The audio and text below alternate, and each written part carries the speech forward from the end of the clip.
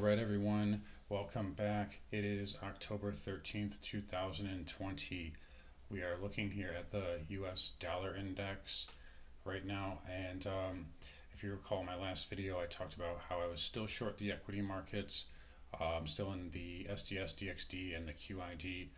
And I reiterated I was not willing to stop out until we confirmed above double top, which would be all-time highs. And right here, we're seeing the dollar index. This is a bullish pattern. It had a nice bounce off of this trend line. It's a little back test here, and the dollar is pushing up. And that obviously coincides with the little fade that we had in the market today. It wasn't a big fade, just kind of a really low volume, kind of grind lower. But right now, the dollar index, it looks like it could potentially push back up and try to test this little top here. Which is at let's say 94.65.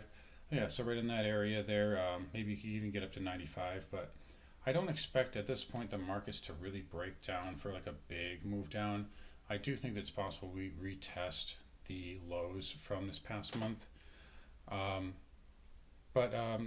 still expect to pull back, and the dollar index is suggesting that. And if this gets back above the 20 moving average, it's going to put some pressure on the equity markets and the S&P 500. As you can see right here, I talked again yesterday about, look at this gap. All these big gaps we have here to fill. Another big one right there as well. Gaps are made to be filled.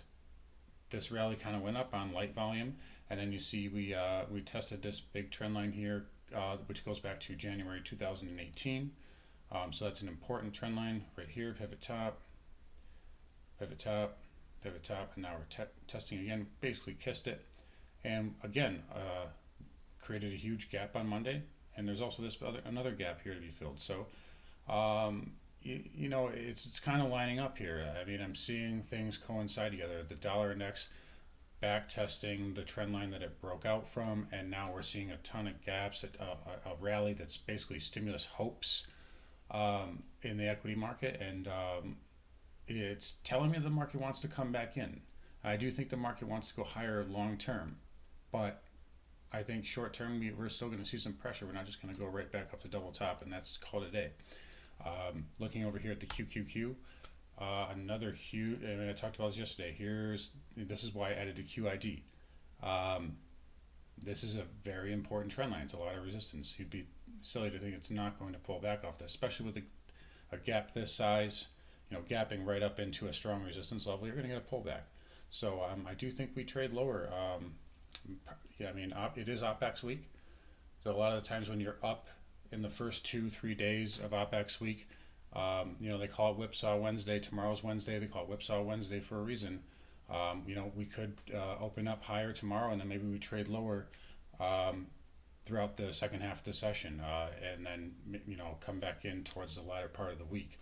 That is typical for OPEX behavior for the markets. And outside of that, though, we've had I talked about on Twitter this morning.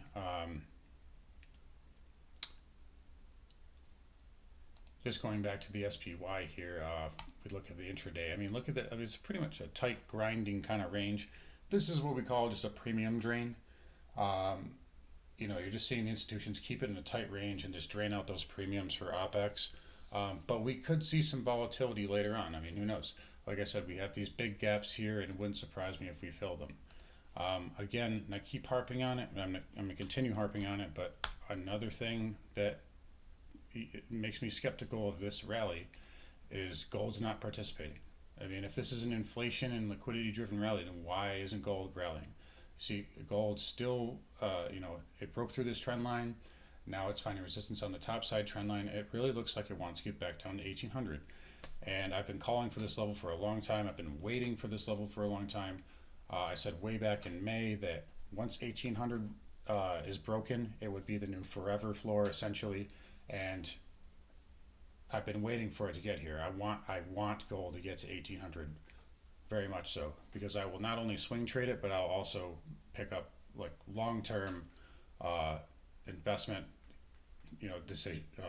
positions in gold.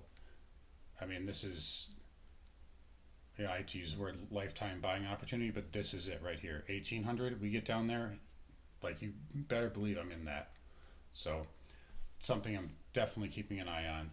Okay, so yeah, just wanted to give a little quick wrap up on the markets, and I know it's late. I'll let you guys go. All right, guys, take care. Have a good rest of your week trading.